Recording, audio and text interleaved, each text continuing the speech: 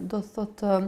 në kontaktin e parë me mjekun, që zakonisht kontakti i parë do të thotë është mjeku i familjes, ku merret anamnezat, dhënat, mënyra se si fillon dhimbja, nyjet të cilat preken, për arsye se varësisht edhe prej nyjeve të cilat pacienti i tregon se po i dhembin, neve në një farë mënyrë edhe vendosim deri diku edhe ndoshta diagnozën, për arsye se për shembull sëmundjet inflamatore, siç është artriti reumatoid, që është sëmundja më e shpesh që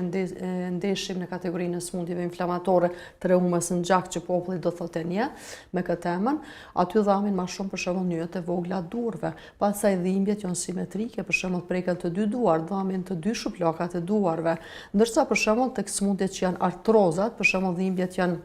asimetrike, dhem njëra dorë, nuk dhem për shembull tjetra, ose për shembull dhem njëri krah, jo tjetri, dhem vetëm njëri gjuhë, dhem shputa e këmbës, dhem shpina, do thotë në bazë të asaj që pacienti neve na referon, sepse neve nuk duhet harrojmë asnjëherë si klinicist që ajo që na thot pacienti për neve është shumë e rëndësishme dhe themi ashtu 50% e diagnozës. Një anamnezë, do me thonë e detalizuar, një anamnezë saktë e qartë nga ana e pacientit, klinicistin, e ndihmon të arrijë sa më shpejt, do me thonë deri te diagnoza, plus mos t'i harrojmë edhe egzaminimet pastaj shtesë imazherike dhe laboratorike që kanë një vend shumë të rëndësishëm në diagnostifikim. Jo gjithmonë do thotë është e lehtë vihet diagnoza e saktë në një sëmundje, do me thonë reumatike. Vetëm nga një orientim.